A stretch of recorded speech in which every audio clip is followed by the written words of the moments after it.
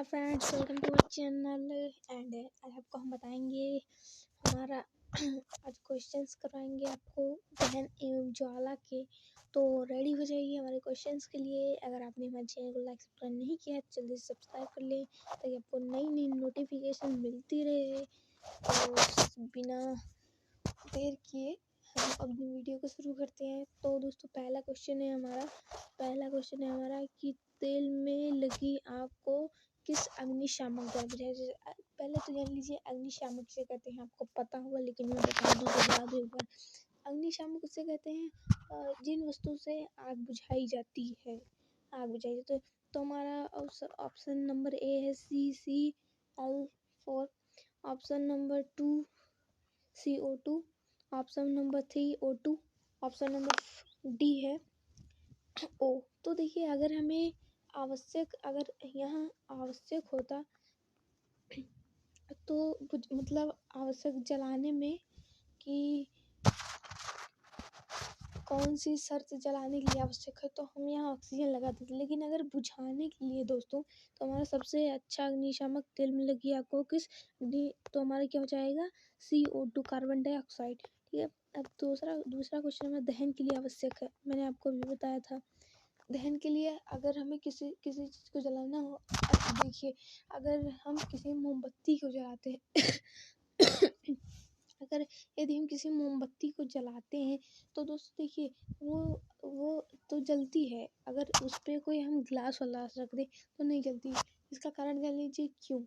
क्योंकि उसको ऑक्सीजन नहीं मिलता। ऑक्सीजन हवा है। तो हमारा ऑप्शन नंबर ए क्या हो जाएगा, सही हो जाएगा।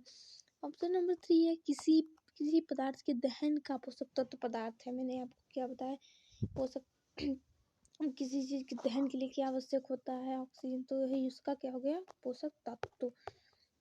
ऑप्शन नंबर मतलब क्वेश्चन नंबर 4 है हमारा विद्युत उपकरणों में लगी आग बुझाने के लिए सबसे अच्छा अग्निशामक है। मतलब सबसे अच्छा अग्निशामक किससे हम बुझा सकते हैं। तो दोस्तों अगर हम सबसे अच्छा इसके लिए अग्निशामक कहाँ गए भाई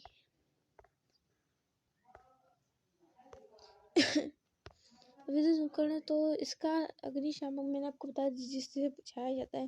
तो मैंने आपको बताया था कार्बन डाइऑक्साइड हर चीज़ को अच्छा मतलब बुझाने में अच्छा होता है।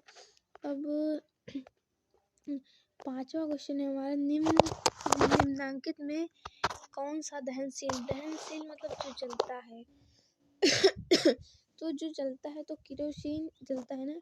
तो हम केरोसिन पर क्या लगा देंगे, क्या यहाँ केरोसिन बहरहाल होना चाहिए। ऑप्शन नंबर डी केरोसिन हो गया। आपने पॉइंट्स नोट कर लीजिए जल्दी कि आपके कितने बने हैं आपको। हमारा क्वेश्चन नंबर 6 है निम्न में से कौन स्वतः दहन का उदाहरण है। जल्दी से आप जानते हैं अगर तो हमें कमेंट में जरूर बताइएगा। फिलहाल आप पॉइंट्स अपने नोट कीजिए। एंड निम्न में से कौन स्वतः दहन का उदाहरण है। स्वतः दहन मतलब जो ऑक्सीजन की उपस्थिति में अपने आप जलने लगे, सिर्फ ऑक्सीजन। तो हमारा क्या हो गया, तो अगर हम फास्फोरस को देखें तो शायद फास्फोरस बहुत जल्दी जलता है। और अगर हम लकड़ी का जलना देखें तो उसके लिए हमें उसकी आग की आवश्यकता होती है तो पटाखे को भी देखें तो हमें किसकी आवश्यकता होती है जलाने के लिए। लेकिन अगर हम श्वेत फास्फोरस को देखें तो उसको हमें नहीं होती है दोस्तों। तो हमारा ऑप्शन नंबर ए सही हो जाएगा। Option A is the right answer.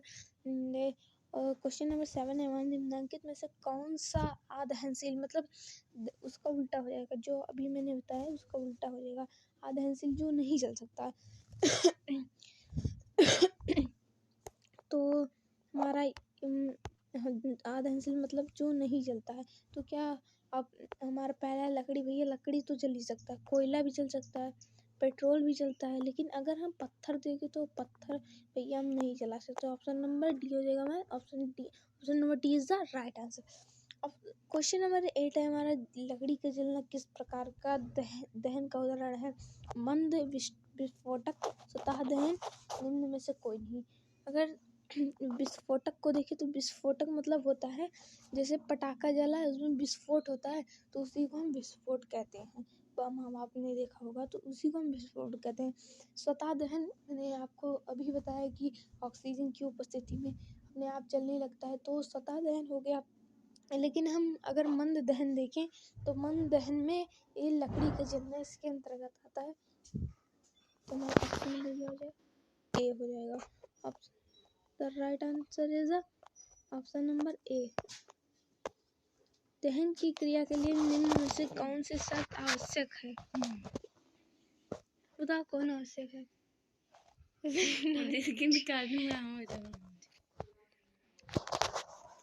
दहन की क्रिया के लिए कौन सी शर्त आवश्यक है?